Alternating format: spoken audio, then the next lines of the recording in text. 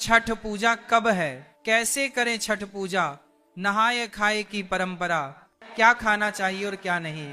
छठी मैया को 3 चीजें कभी मत चढ़ाना, व्रत टूट जाता है, संतान को होते हैं कष्ट। छठ में कौन से कपड़े पहनने चाहिए और कौन से नहीं, इस रंग के कपड़े कभी मत पहनना, व्रत टूट जाता है। छठी मैया को किस चीज का भोग नहीं लगना चाहिए और छठ व्रत में कौन सी गलती नहीं करना चाहिए। और यदि जिनके घर के पास नदी या तालाब या गंगा या समुद्र नहीं है तब वह क्या करें।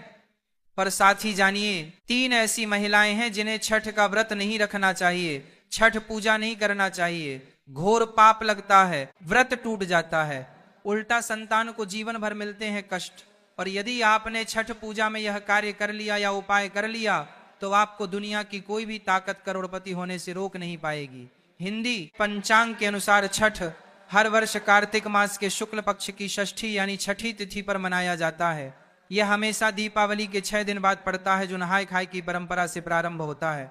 यह व्रत करने वाले व्रत भारी 36 घंटे तक निर्जला व्रत रखते हैं, जिसके बाद छठी मैया की आराधना और सूर्य देव को अर्घ्य देने के बाद इस व्रत का समापन किया जाता है। यदि संतान आपकी बार बार बीमार पड़ जाती है, सर्दी खांसी जुकाम, बार बार अस्पताल में बच्चा भर्ती होता है, उसके इंजेक्शन बार बार लगते हैं, बच्चों के शरीर पर सूजन आ जाती है, पैर में तकलीफ, शरीर में तकलीफ, तब ऐसे समय में उस स्त्री को छठ पूजा अवश्य करना चाहिए जिसकी संतान को कष्ट मिलते हैं। छठी मैया की कृपा से छठ माता स्वयं उसे संतान की रक्षा करती है। छठी मैया बहुत प्यारी है, संतान की रक्षा करती है, परिवार की रक्षा करती है, परिवार में कभी विपदा नहीं आई। छठी माता का हृदय इतना कोमल है जिसकी आप कल्पना भी नहीं कर सकते। खासकर संतान दीर्घायु होती है, परिवार खुशहाल होता है, जीवन भर इतना सुख घर में बरसता है जिसकी आप कल्पना भी नहीं कर पाएंगे। छठी मैया ब्रह्मांड की माँ है, संसार की माँ है, संतान की माँ है, जो सच्चे दिल से एक बार छठी मैया को प्रसन्न कर लेता है। समझो उसने 7 बार पृथ्वी की परिक्रमा कर ली, गंगा स्नान कर लिया, धार्मिक यात्रा कर ली, देवताओं की परिक्रमा करना माना जाता है।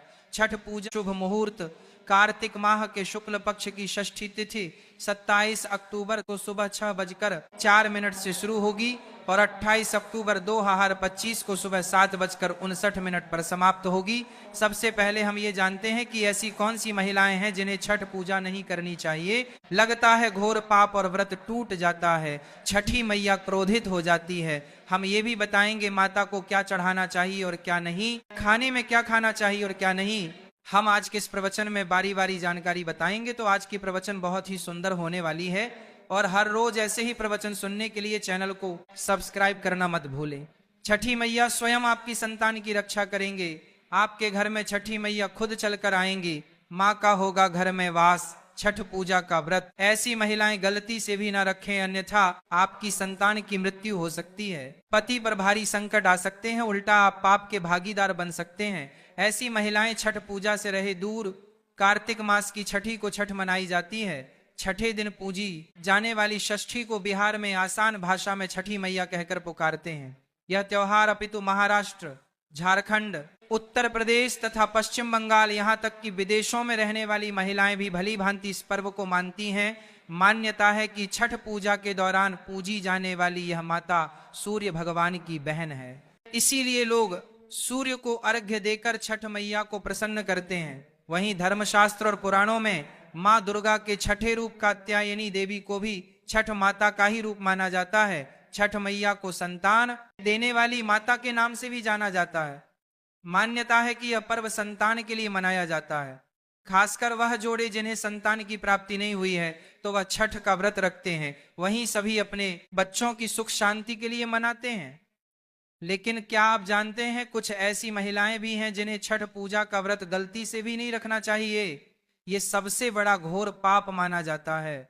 महिलाएं ऐसी गलती कभी ना करें, तो चलिए जानते हैं। शास्त्रों के अनुसार जो लोग अधूरी शादी करते हैं वह शास्त्र का अपमान करते हैं। अधूरी शादी जैसे कि कोर्ट मैरिज और शादी के बिना ही संतान की उत्पत्ति करते हैं।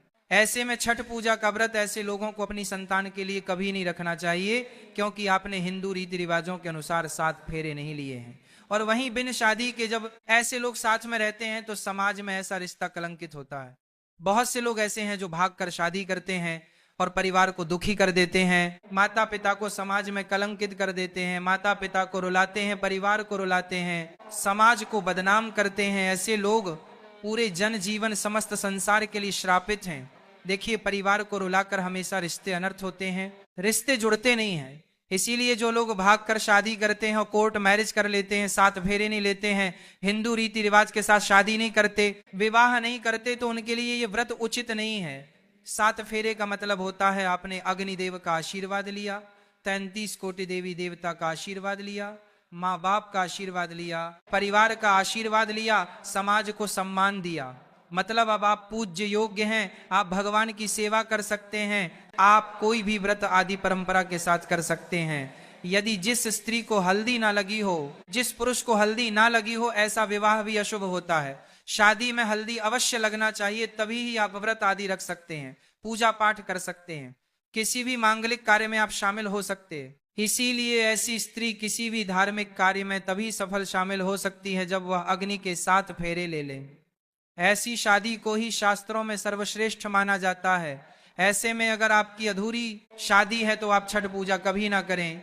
आपके ऐसा करने से छठी मैया का अपमान माना जाएगा और आपको पाप लग सकता है। शास्त्रों के अनुसार इस व्रत को सच्चे मन से रखना चाहिए। अगर कोई महिला शौक में यानी बेमन से इस व्रत को रखती है तो उनके पति या संतान की मृत्यु या उन पर कष्ट आ सकते हैं। सच्ची श्रद्धा के साथ छठ पूजा का व्रत रखना चाहिए।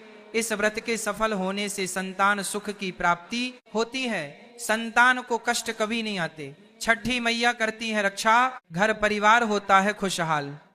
जो लोग छठ पूजा करते हैं तो छठी मैया उनके इर्द गिर्द, उनके घर के आसपास सदैव घूमती रहती है, उनकी रक्षा करती है, उनकी संतानों की रक्षा करती। जो बांझ महिलाएं हैं उन्हें संतान सुख की प्राप्ति देती है। लेकिन सच्चे हृदय से ही माता को पुकारे। छठ पूजा करने से सैकड़ों युगों के फल की प्राप्ति होती है, परिवार में सुख समृद्धि धन की प्राप्ति होती है। छठी मैया की पूजा से सभी मनोकामनाएं होती हैं पूरी। वहीं कुंवारी कन्याएं और पुरुष भी छठ पूजा कर सकते हैं। छठ पूजा का फल कई लाख गुना प्राप्त होता है। इससे व्यक्ति के सभी पाप खत्म हो जाते हैं और सुख समृद्धि की प्राप्ति होती है। छठ पूजा का व्रत पूरा करने से स्वयं छठी मैया आपके पूरे घर की रक्षा करती है। अब यह भी जान लेते हैं कि छठ मैया को ऐसी कौन सी 3 चीजें हैं जो नहीं चढ़ानी चाहिए, भयंकर पाप लगता है। नंबर 1, सूर्य भगवान को अर्घ्य देने के लिए तांबे का लोटा ही प्रयोग करें, लेकिन भूल कर भी चांदी, स्टील, शीशा और प्लास्टिक के बर्तन से अर्घ्य नहीं देना चाहिए, इससे व्रत टूट सकता है। नंबर 2, व्रत के दौरान घर में कभी भी मांसाहार ना बनाएं और ना ही परिवार में किसी को खाने दें। जो लोग इस दिन लहसुन प्याज का खाना बनाते हैं और खाते हैं तो उन्हें छठी मैया उल्टा बर्बाद कर देती है, श्राप दे देती है। इस दिन छठी मैया को भोग लगता है तो घर में यदि आपके परिवार में किसी ने व्रत रखा है तो आप भी लहसुन प्याज का इस्तेमाल ना करें। आप किसी और दिन को खा सकते हैं, लेकिन मांस, मदिरा, लहसुन, प्याज आदि ना खाएं। मान लीजिए छठ व्रत आपकी बहन ने रखा है पर आप दूर भी रहते हैं, तब भी आप लहसुन प्याज ना खाएं, नहीं तो उनका व्रत टूट सकता है। साथ ही साथ व्रत के दौरान घर में मदिरा आदि और धूम्रपान भी नहीं करना चाहिए। नंबर 3, छठी मैया का प्रसाद बहुत ही शुद्धता के साथ बनाया जाता है। उनका प्रसाद हमेशा ऐसे चूल्हे पर बनाएं जैसे ताजी लेपा गया हो। यदि गैस पर बना रहे हो तो गैस स्टोव को अच्छी तरह से धो लें, पहले से बने। चूल्हे पर कभी प्रसाद ना बनाएं, इसके लिए नया चूल्हा ही बनाएं। नंबर 4, सूर्य को अर्घ्य देने से पहले कभी भी भोजन ग्रहण ना करें, घोर पाप लगेगा।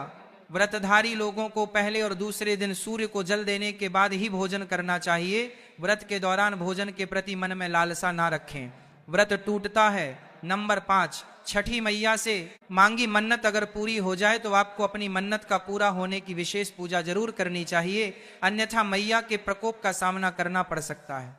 नंबर 6, छठ का व्रत करने वालों को जमीन पर 4 दिन तक सोना चाहिए। छठ पूजा वाले कमरे में ही अपना आसन लगाना चाहिए। ऐसे में आपको छठ मैया का ध्यान करते रहना चाहिए।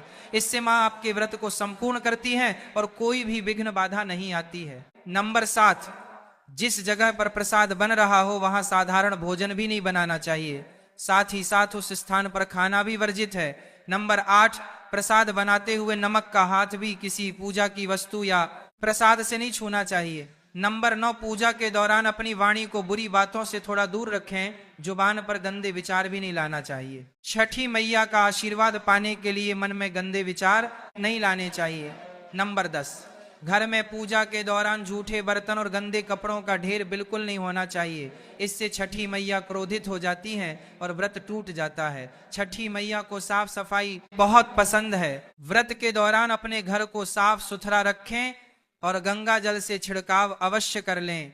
इससे पूरा घर पवित्र हो जाता है और छठी मैया का आशीर्वाद प्राप्त हो जाता है। आज हम आपको छठी मैया की कृपा पाने के लिए एक ऐसा उपाय बताएंगे जिससे आप सबसे जल्दी करोड़पति हो जाएंगे। मैं छठी मैया की सौगंध खाता हूं, अगर आपने यह उपाय कर लिया तो आपको दुनिया की कोई भी महाशक्ति, कोई भी व्यक्ति करोड़पति होने से, धनी होने से, धन, ऐश्वर्य, प्रगति, सौभाग्यशाली, उत्तम जीवन साथी, धन संपदा, सकारात्मक ऊर्जा प्राप्त करने से कोई नहीं रोक पाएगा।